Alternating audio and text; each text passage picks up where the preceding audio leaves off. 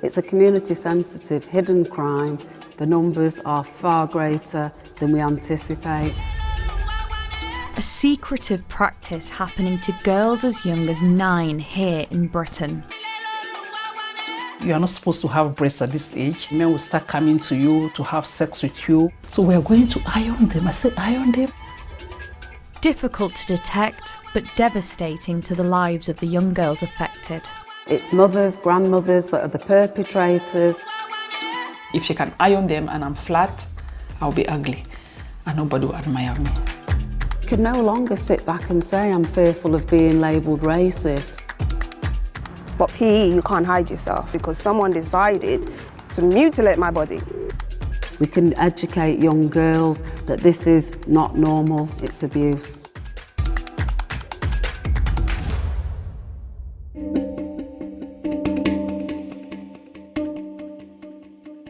Breast ironing, sometimes known as pounding, flattening or sweeping, is a hidden form of abuse.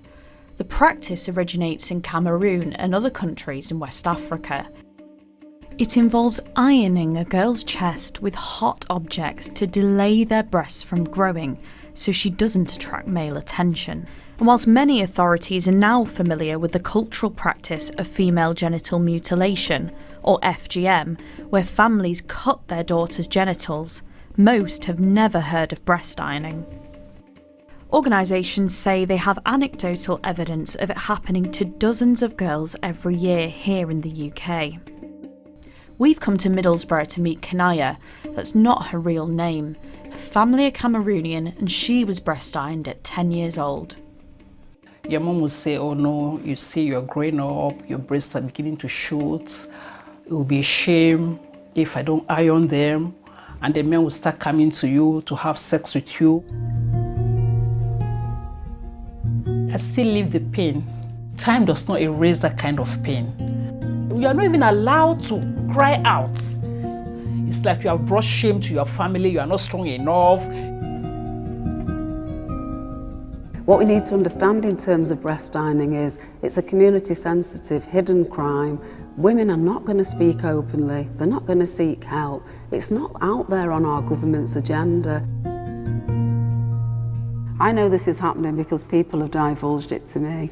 And they've said it's the first time openly that they've ever spoken about what's happened to them. And they felt ashamed. You know, they felt ashamed that it's part of their body, that they should feel proud of. It's not well known. With breast ironing, it's covert, it's hidden. This is done behind closed doors, in secrecy. It's mothers, grandmothers that are the perpetrators. What I hear from women is this is part of a girl becoming a woman. This is a practice carried out by women on women, and the pressure on some mothers to carry on the cultural tradition in the UK can be immense.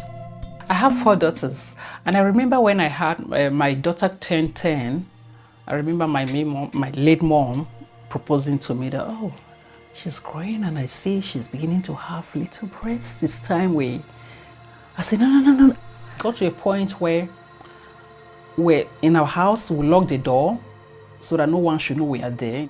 If they would have been able to get them, what would they have done to them? They would have ironed their breasts and performed the FGM on them, yeah. So I said, no, over my dead body would that happen. What do you think that would have been like if they were actually able to do that to you and to your body? I don't think I will ever forget, I will be scarred for life. My best friend in year 6, she went through it. She was a really nice person to be with. She was very happy. And once she started going through it, she was sad all the time. She always wanted to be by herself. I didn't know what was going on. And it's later that I discovered that her mother was doing that to her. There's no official figures to estimate how often this is happening here in the UK, as we aren't collecting any data. But the UN estimates worldwide that there are around 4 million teenage girls at risk of having their breasts ironed. And we've discovered the practice isn't just about making women less attractive to men, it goes to the heart of a woman's sexuality and how to control it. Simone, whose identity we're protecting, was breast-ironed at 13 after her mum found out that she was gay. I didn't know how to tell my mom. I was 13, 14 at that time. You dare not mention the word you are a lesbian or you are attracted to a girl. It's a taboo. It's a disgrace. It's an outlaw.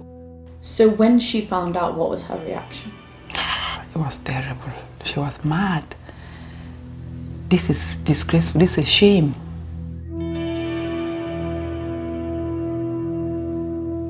So when she discovered that, she had now to do what we call breast ironing. According to her, the breasts were, maybe I was attracted because of those breasts. So if she can iron them and I'm flat, I'll be ugly and nobody will admire me.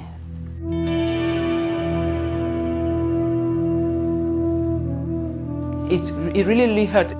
And when you're going out, you have this stripe, they take and tie on your breast. At times, you find difficulties in breathing. They really tie.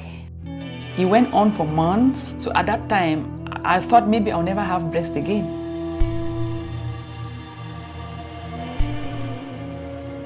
Simone was 19 when she had a baby to the man she was forced to marry, and the long-term damage of her breast ironing became apparent. When it comes to breastfeeding, after the breast ironing, it wasn't really easy. The milk would not flow normally. You have some pains. It's so strenuous. It's even hardened, like there's a knot inside. The Home Office says breast ironing is child abuse and should be prosecuted under general assault laws. And if teachers have concerns, they have a duty to report a girl at risk of significant harm. But how can a teacher report when breast ironing isn't part of sex education or even a mandatory part of their training? I did a safeguarding lead training, say, a year ago, and the lady there had a sixth former who'd put her hand up when they were talking about it in the subject and said she had it done, but she didn't know it was abusive. She didn't know it was something wrong. At that time, must have been about 14, 15, because I always hide myself. But PE, you can't hide yourself. Oh, the amount of times I used to try and get out of PE. And that was when I noticed their breast is different to mine. If my PE teacher had known back then, they would have noticed something. If I had had help then, I would have been able to deal with it growing up. But now that I'm a full-grown adult and I'm not finding out that this is the reasons why I'm going through this, because someone decided to mutilate my body.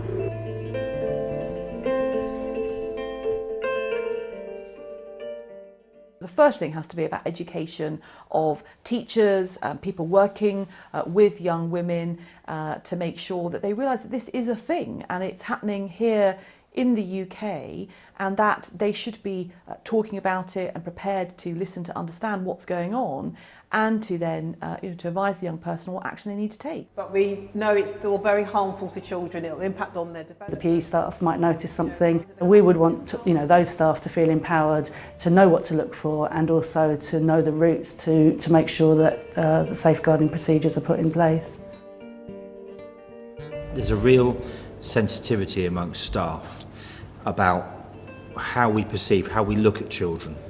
And I think there's a fear in staff of them being prosecuted if they notice something irregular going on. So we know about looking out for the signs and indicators of how children... And even with the new legislation coming in, you still culturally have parents who will flatly refuse their children to take part in any kind of PHSE as far as they're concerned. And unfortunately, they're the children sometimes that are most at risk.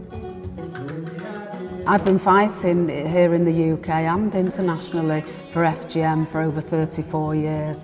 I don't want to see our African women and girls wait 34 years. We can educate young girls that this is not normal, it's abuse.